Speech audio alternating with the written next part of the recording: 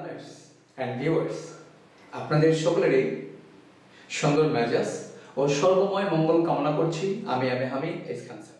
Learners, আজকের এই ছোট্ট ক্লাস সেশনটিতে সরাসরি আপনাদের কাছে ক্লাসটিকে বোধগম্য করার জন্য নিয়ে যেতে চাই। দেখতে পাচ্ছেন যে হোয়াইট বোর্ডটি আমার পিছনে, এই হোয়াইট বোর্ডে ডিয়ার লার্নার্স লক্ষ্য করুন, হোয়াইট বোর্ডের একবার উপরে চেঞ্জিং সেন্টেন্সেস অর্থাৎ বাক্যের পরিবর্তন, ট্রান্সফরমেশন অফ সেন্টেন্সের অংশের মধ্যে সিম্পল, কমপ্লেক্স এবং কম্পাউন্ডকে ঘিরে, যাকে আমরা অন্য ভাষায় বলতে পারি the chains of sentences according to structure. Dear learners, নিয়ম 1, বলুন তো নিয়ম 1 এ আমি কি বলতে চেয়েছি?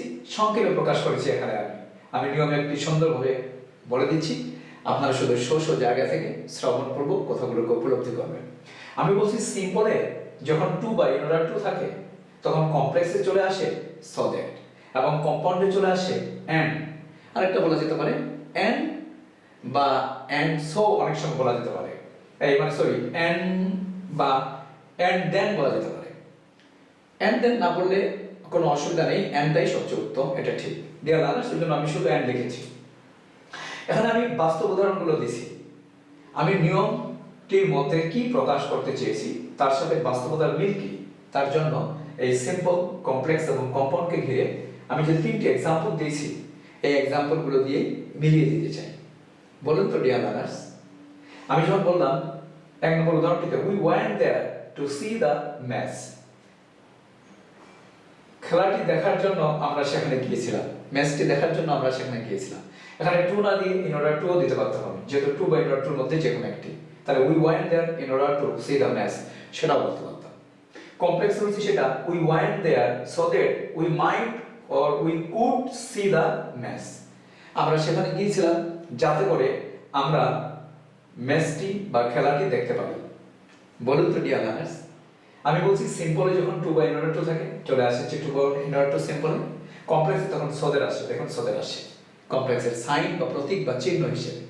আর কম্পাউন্ডে আসে অ্যান্ড, কম্পাউন্ড হচ্ছে we went there comma and we saw the match, আমরা সেখানে গিয়েছিলাম এবং খেলাটি দেখেছিলাম। বলুন ডিয়ার লার্নার্স, আমার কথার সাথে মিল আছে কিনা? সিম্পলে টু বা ইন অর্ডার টু, কমপ্লেক্সে সো দ্যাট এবং কম্পাউন্ডে অ্যান্ড। ভালো কথা, আপনারা দেখতে পাচ্ছেন ঠিক এভাবে ব্যাপারটি হবে, সেটি না আপনারা বুঝে গেছেন। এখন যদি আপনারা বলেন এটা যদি আমি স্ট্রাকচার বা গঠন আকারে আপনাদের শেখাতে চেতাম, তাহলে গঠনটি কিভাবে হতো, কিভাবে প্রকাশ পেত, সেটিও আমি আপনাদের সামনে মুখ দিয়ে উচ্চারণ করে দিতে আছি। বোর্ড ছোট হওয়ার কারণে লেখা ছোট ছোট হয়ে যাবে, বোর্ড বড় করলেও অনেক সময় ক্যামেরায় সেটা আনতে গিয়ে ভালো হয় না, যার কারণে আমি সিম্পল, কমপ্লেক্স, কম্পাউন্ডের নিয়মগুলো অন্যান্য চ্যাপ্টারগুলির মতো আমার এই চ্যানেলের পক্ষ থেকে গঠন আকারে দিতে পারলাম না। তবে গঠনটি মুখে মুখে বলতে ভুল করবো না, আপনাদের উপকারের জন্য। ডিয়ার লার্নার্স, এবার গঠন পদ্ধতিতে আসি। ধরুন সিম্পল বাক্যে যখন টু বা ইন অর্ডার টু থাকে, এই বাক্যটি কিভাবে জন্ম হলো? অবশ্যই কমপ্লেক্স বা কম্পাউন্ড থেকেই আপনাদের সিম্পল করতে বলবে। তো আমি গঠন অনুসারে এই সিম্পল বাক্যটা বেরিয়ে দিচ্ছি। আমি বলতাম গঠনে কি বলতাম শুনেন। প্রথমে আমি বলতাম কমপ্লেক্স কিংবা কম্পাউন্ডের প্রথম অংশটি সম্পূর্ণ। বলুন তো ডিয়ার লার্নার্স, কমপ্লেক্সের প্রথম অংশ উই ওয়েন্ট দেয়ার কিংবা কম্পাউন্ডের প্রথম অংশ উই ওয়েন্ট দেয়ার, চলে এসেছে সিম্পলে উই ওয়েন্ট দেয়ার। তারপর বলবো টু বা ইন অর্ডার টু, দেখুন চলে এসেছে টু, এখানে আমি ইন অর্ডার টু দিতে পারতাম। তারপর বলবো কমপ্লেক্স কিংবা কম্পাউন্ডের শেষের অংশে যে মেইন ভার্ব থাকে সেটিকে প্রেজেন্ট ফর্ম করে সেখান থেকে বাকি সব, অর্থাৎ কমপ্লেক্স বা কম্পাউন্ডে যে মেইন ভার্ব থাকবে, মেইন ভার্ব সাহায্য করে ভার্ব করা যাবে না, ওই মেইন ভার্বটিকে প্রেজেন্ট ফর্ম করতে হবে, ভার্ব ওয়ান করতে হবে, করে ওই ভার্ব ওয়ান করে সেই ভার্ব ওয়ান থেকে বাকি সব, পিছনের দিকে বাকি সব, সামনের দিকে বাকি সব। বলুন তো ডিয়ার লার্নার্স, কমপ্লেক্সের শেষ অংশে মেইন ভার্ব দেখতেছি সি এবং কম্পাউন্ডের শেষ অংশে মেইন ভার্ব দেখতেছি সো। সি তো প্রেজেন্ট ফর্ম করাই আছে, সো কে যদি আমরা প্রেজেন্ট ফর্ম করতাম সি হইতো, করে সেখান থেকে বাকি সব। দেখুন এই যে সি থেকে বাকি সব দা ম্যাচ, এই যে সি থেকে বাকি সব দা match, কম্পাউন্ডও C, so K C করার পরে বাকি সব হচ্ছে দা ম্যাচ। সিম্পল এভাবে মিলে গেল। যদি বলেন কমপ্লেক্স কিভাবে করতাম, কমপ্লেক্স করার সময় অবশ্যই গঠনটি হতো সিম্পলের সাথে এবং কম্পাউন্ডের সাথে তাল মিলিয়ে, কারণ কমপ্লেক্স করতে বললে অবশ্যই সিম্পল থেকে করতে বলবে, নাহলে কম্পাউন্ড থেকে করতে বলবে। কিভাবে আমি কমপ্লেক্সের গঠনটি আপনাদের সামনে দিতাম লক্ষ্য করুন। প্রথমে বলতাম সিম্পলের কিংবা কম্পাউন্ডের প্রথম অংশটি সম্পূর্ণ। দেখুন সিম্পলের প্রথম অংশ উই ওয়েন্ট দেয়ার, কম্পাউন্ডের শেষ প্রথম অংশ উই ওয়েন্ট দেয়ার, সেইটা কমপ্লেক্সে চলে এসেছে উই ওয়েন্ট দেয়ার, মিলছে ডিয়ার লার্নার্স। তারপর বলতাম সোদের বসাতে হবে, দেখুন ওখানে সোদের লেখা আছে। তারপর বলতাম প্রথম অংশের সাবজেক্ট পুনরায়, এই সাবজেক্ট চলে এসেছে পুনরায়। তারপর বলতাম বর্তমান কালের জন্য মে বা ক্যান, অতীত কালের জন্য মাইট বা কুড। ব্যাপারটি যেহেতু উদাহরণ যেটি দেওয়া আছে অতীত কালে আছে, ওই জন্য মাইট বা কুড। যদি বর্তমান কাল হতো উই গো দেওয়া হতো, তাহলে এখানে মে বা ক্যান চলে আসতো। আশা রাখি বুঝতে পারতেছেন। তারপর বলবো প্লাস। সিম্পলের টু বা ইনঅর্ডার পরে যে মেইন ভার্ব থাকে, মানে একটি ভার্ব থাকে, কিংবা কম্পাউন্ডের শেষের অংশে যে ভার্ব থাকে সেটাকে প্রেজেন্ট ফর্ম করে, সেখান থেকে বাকি সব।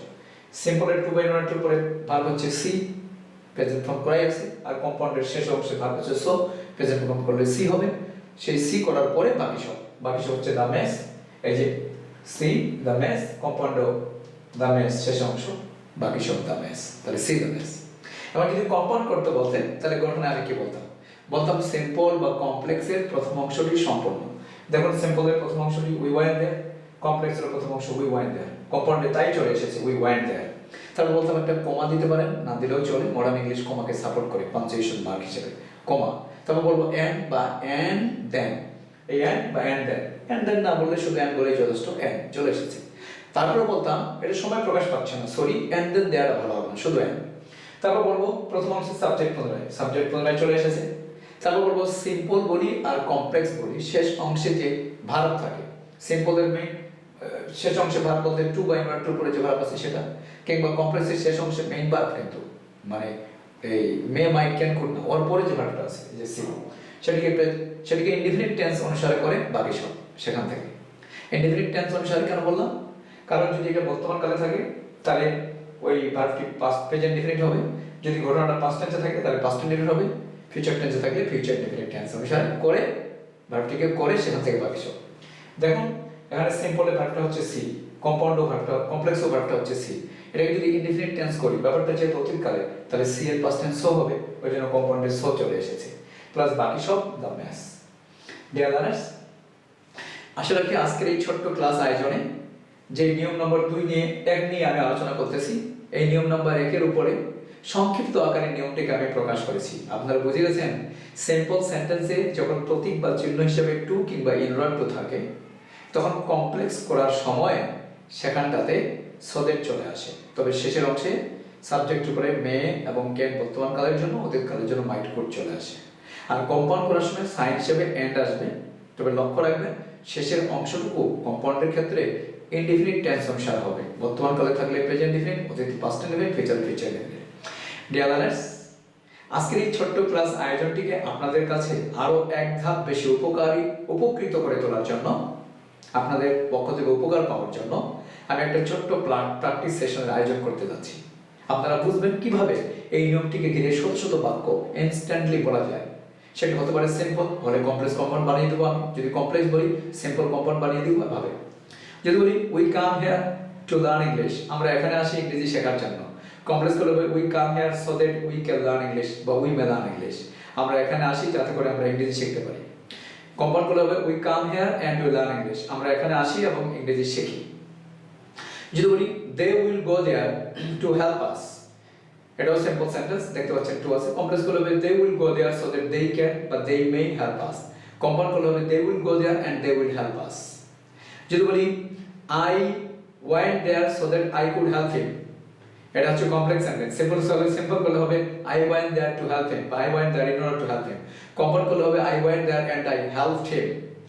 যদি বলি they come here every day to meet us, এটা সিম্পল সেন্টেন্স, কমপ্লেক্স করলে হবে they come here every day so that they can বা they may meet us, compound করলে হবে they come here every day and they meet us।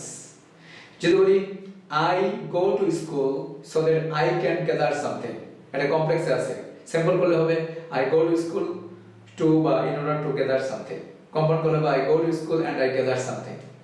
যদি বলি I went to market and I went to market and I buy a fish, এটাকে যদি আমরা, এটা কম্পাউন্ডে আছে, সিম্পল করলে হবে I went to market to buy a fish, complex করলে হবে I went to market so that I might বা I could buy a fish। যদি বলি they came here and they met me, এটা কম্পাউন্ড সেন্টেন্স, তারা এখানে এসেছিল এবং আমার সাথে দেখা করেছিল, সিম্পল করলে হবে they came here to বা in order to meet me, complex করলে হবে they came here so that they could বা they might meet me।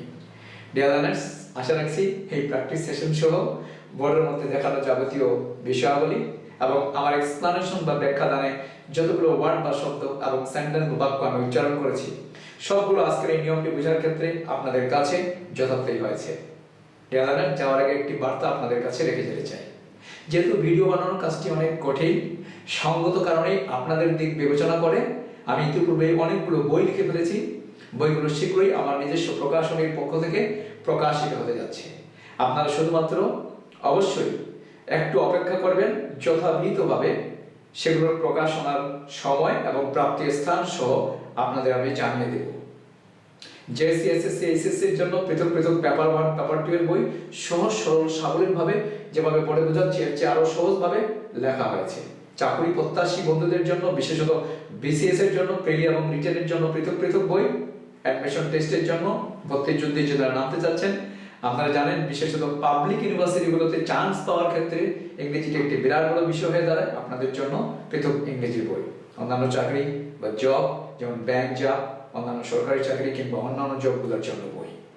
Tailors spoken এবং বেসিকের জন্য ভলিউম আকারে একাধিক বই 1, 2, 3, 4 ঘরে বসে কিভাবে স্পোকেন এবং বেসিকে মারাত্মক স্ট্রং হওয়া যায়, কোনো শিক্ষকের শরণাপন্ন না হয়, কোনো সেন্টারে না গিয়ে, একবারে granted. Tailors volume 1, volume 2, volume 3, volume 4 এভাবে প্রকাশিত হতে যাচ্ছে স্পোকেন এবং বেসিকের বইগুলো। সবাই শুধুমাত্র দোয়া রাখবেন আমার জন্য যেন ক্লাসগুলোকে চালিয়ে নিতে পারি। যাওয়ার আগে অবশ্যই বেশি বেশি লাইক দেবেন, কমেন্ট করবেন, শেয়ার করবেন আমার ভিডিওগুলোকে সকলের কাছে বেশি বেশি। যারা সাবস্ক্রাইব করে নিয়েছেন আমার চ্যানেলটিকে ইতিপূর্বেই, তাদের প্রতি কৃতজ্ঞতা, মেহেরবানি, আমার ভালোবাসা, শ্রদ্ধা। টিয়াগানার চ্যানেলটা করেননি অবশ্যই করে নেবেন এমনটা আশা রাখছি। বেল আইকনটি চাপতে ভুলবেন না আমার সমস্ত নোটিফিকেশনগুলো পাওয়ার জন্য। আমি আসছি হামিদ ইসকান স্যার আবারও ভিন্ন কোনো দিনে আপনাদের সাথে ভিন্ন কোনো প্রসঙ্গে। ততক্ষণে ভালো থাকবেন। বাই।